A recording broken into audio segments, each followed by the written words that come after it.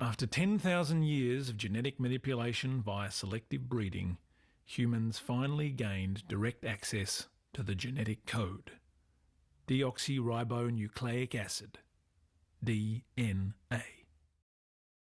Since then, we've cut and pasted it, photocopied fragments of it en masse, sped-read it with sequences, printed out the code, letter by letter in the lab, modelled it on computers, and measured it with microscopes. For 40 years now, we've called this work genetic engineering. The trouble is that while there's been an extraordinary amount of genetic discovery and manipulation, there's been precious little engineering. Engineers are frustrated by genetics and molecular biology. The experiments are too slow, the complexity too messy, and growing more so all the time, and there's a frustrating lack of standardised components. They'd like to do to genetic engineering what engineers have done since the Stone Age: collect, refine, and repackage nature so that it's easier to make new and reliable things. Engineers want to treat DNA more like a programming language. Instead of ones and zeros, A's, T's, G's and C's. They want to use DNA to write simple, Lego-like functional components, inspired by, but not found in nature, and then run them in a cell instead of a computer. The only difference is this software builds its own hardware. They call this re-engineered genetic engineering synthetic biology. Nowadays, rather than cut and paste the DNA sequence out of one organism and into another, you can, if you know what you're doing, just type your DNA sequence into a computer, or copy it from a database, or even select from a growing component catalogue. And then you just order it over the internet. Yes, really. The DNA sequence may be copied from nature, but the DNA itself is made by a machine. It's synthetic. The raw material for synthesising DNA is sugar, $25 of which will buy you enough to make a copy of every human genome on the planet.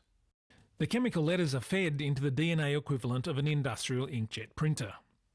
In goes your sequence information, and out comes DNA, at a cost of less than 40 cents per base pair and getting cheaper all the time. It's then freeze-dried and shipped to your door. Already engineers have assembled an open-source catalogue of over 5,000 standardised components, called BioBricks. At an annual worldwide do-it-yourself competition, university students build new and more complex BioBricks, string them together, and then run them inside a much-studied intestinal bacteria, E. coli. Sure, they're toy projects with shoestring budgets, but the results are impressive. E. chromai, an E. coli with sensitivity tuner and colour generators, is programmed to turn one of 5 colours when it detects a certain concentration of an environmental toxin. E. coliroid is a bacterial system which switches on and off in response to red light and acts like a bacterial Polaroid camera. Groups with more time and a lot more money are rewriting, or call it in computer programming, refactoring, whole systems. Jay Kiesling, chemical and biological engineer, and his team at UC Berkeley have built and continually refined a new metabolic pathway in yeast by assembling 10 genes from 3 organisms in an attempt to produce synthetically the anti-malarial drug artemisinin, and to do it cheaply enough to treat up to 200 million malaria sufferers each year. Biotechnology pioneer Craig Venter has gone even further. His team has entirely replaced the DNA of one bacterium with a synthetic copy of DNA from another naturally occurring species, and added a few extras, like their email address. This wasn't creating life, it was testing just how reprogrammable a bacterial cell can be.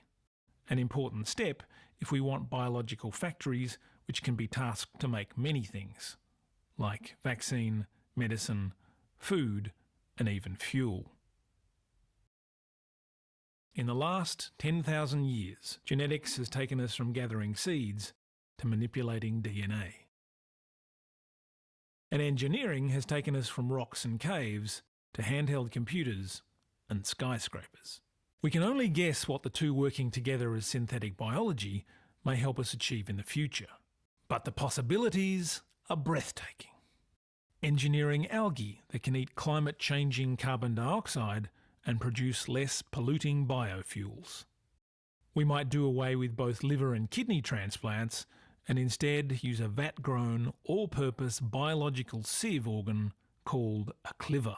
We could change the nature of construction, architecture, urban planning, forestry, and even gardening with a seed that can grow into a house.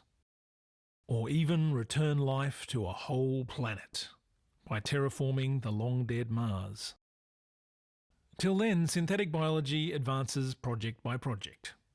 As Drew Endy, civil engineer turned synthetic biologist, says, testing of understanding by building is the shortest path to demonstrating what you know and what you don't. In so doing, synthetic biology is already paying dividends by simultaneously expanding and testing our knowledge of cellular function.